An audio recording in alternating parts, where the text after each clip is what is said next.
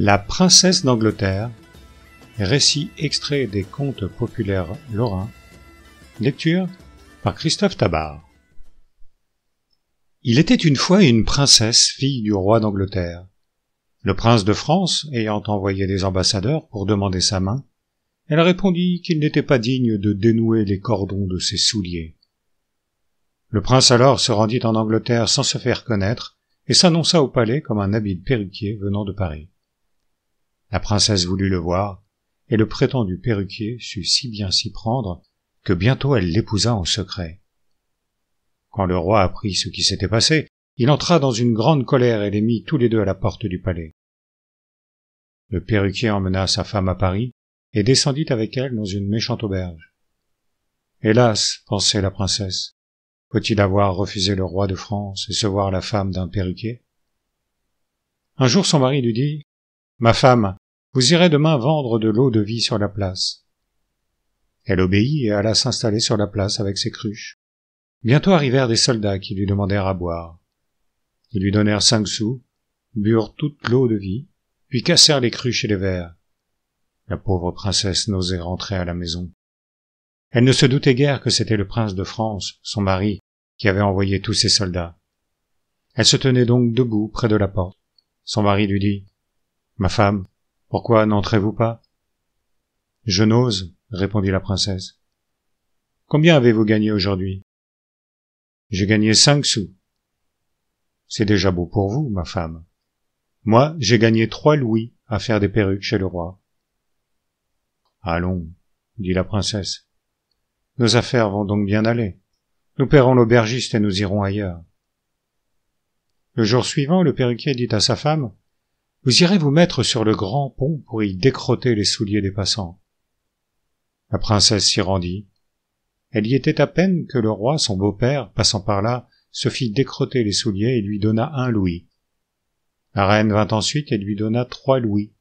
Puis tous les seigneurs de la cour vinrent l'un après l'autre, et à la fin de la journée, elle avait gagné 60 louis. Le soir venu, elle s'en retourna à l'auberge, mais, arrivée à la porte, elle s'arrêta.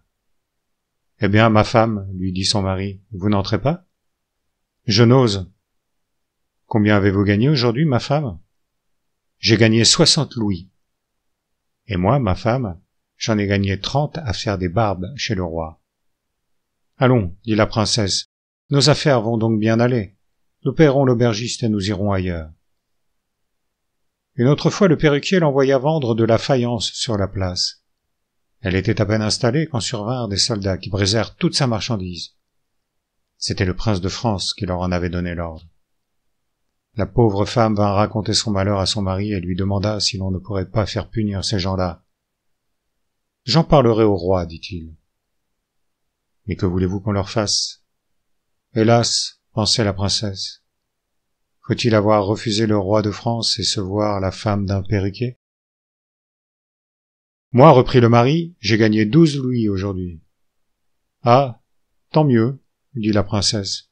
Nos affaires vont donc bien aller. Nous paierons l'aubergiste et nous irons ailleurs. » Le perruquier dit un jour à sa femme, « Le roi va donner un grand festin. Comme je suis bien vu au palais, je demanderai qu'on vous emploie à servir à table.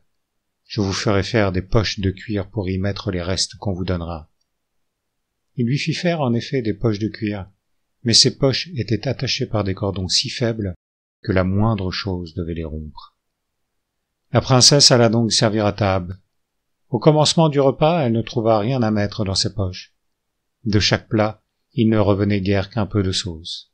Plus tard, elle put y mettre quelques bons morceaux, mais, comme elle portait une pile d'assiettes, elle glissa et se laissa choir. Les cordons cassèrent et le contenu des poches se répandit sur le plancher. La pauvre princesse ne savait que devenir.